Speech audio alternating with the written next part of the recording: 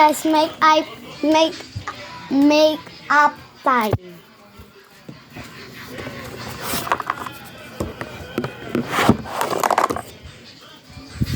Tara.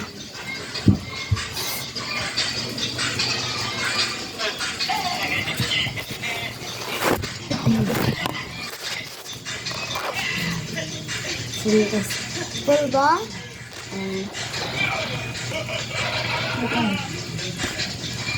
Wait lang. Magkalto.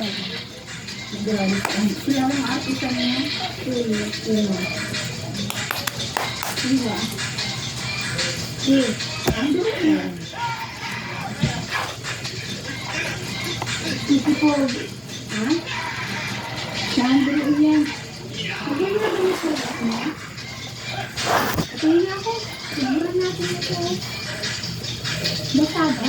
Hindi pala tuloy. Hindi kasi lang. Hindi babak-bakin yun eh. Tuyo nga. Ha? Tuyo. Kaya nga hindi babak-bakin. Hindi natin wala na din ito kasi matatanggal yan. But, pagbasa mo yan. Ang babak-bakin yan. Ha?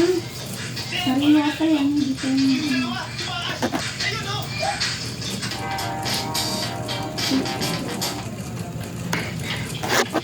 Ang binili mo ulam.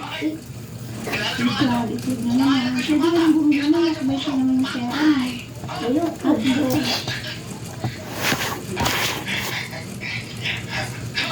Wala ka ito yung manok. Ano binili mo almusal? Kombi. Hindi na bumili sila. Pwede na. Limang piso lang na mag-isa. Pwede ka rin. Uminom ng kape, inervyos, nakakalabit ang kape, patay.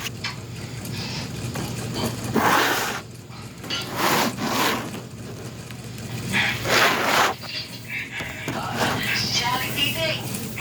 Kahapon kumain ng pansin, ay kumaba ang buhay. Kanina lang namatay. Wala ko nakalaro naman. Ako! Bakit? Kilala niyo mga ano? Kumain ng gusto bata, inatangay sa puso, patay!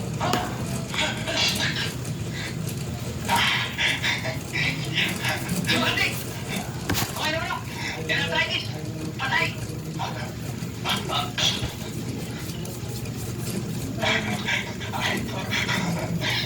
Si Kaman eh, uminom ng kape, inervyos, nakakalabit ang baril, patay!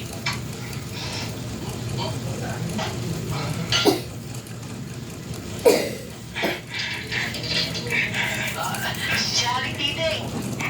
Kahapon kumain ng pansin, ay kumaba ang buhay. Kanina lang namatay. Ayun. Tama-tama mo na yun. Oh, so guys, for the first time ko lang talaga magganito. Inatangay sa puso, patay!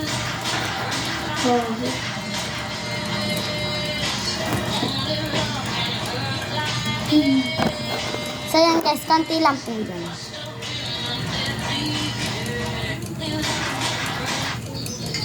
Kaya po ano? Oo, bakit? Ano naman? Kasi inisyan ko mukha nila eh. Okay ka. Tagatong ka ano? Bakit? Paano mo nalaman? Nalulupot. Hindi ka panipaniwala. Ang lalaking ito ay gusto lang sanang magbago. So yan guys. So yan guys, magliligtim. Ang isang van na natatakpan na ng mga damo. Naisip niya. Bawal po kasi ipakita yung ligtim te. Mukhang matagal na ito. Parang di nyo po siya makikita. Sa kalagayan nito, halatang wala nang babalik para po ito. Sayang na naisip niya kung may paayos pa ito, magagamit pa rin sa probinsya. Kaya hindi na siya nagdalawang isip. Nilinis niya ang mga nakapalibot na damo at agad tumawag ng mekaniko. Makalipas ng isang oras, dumating na rin ang mekaniko. Laking ulan niya, isang babae ko. Isang impal sa van, nagulat ito. Mahirap ito ayusin, sabi niya. Doon ang magiging presyo. Sumagot naman ang lalaki, basta maayos na. Walang problema. Una, Suklay. naman siya. Kaya ba talagang ayusin? So kaganina po kasi nagkarating po ako.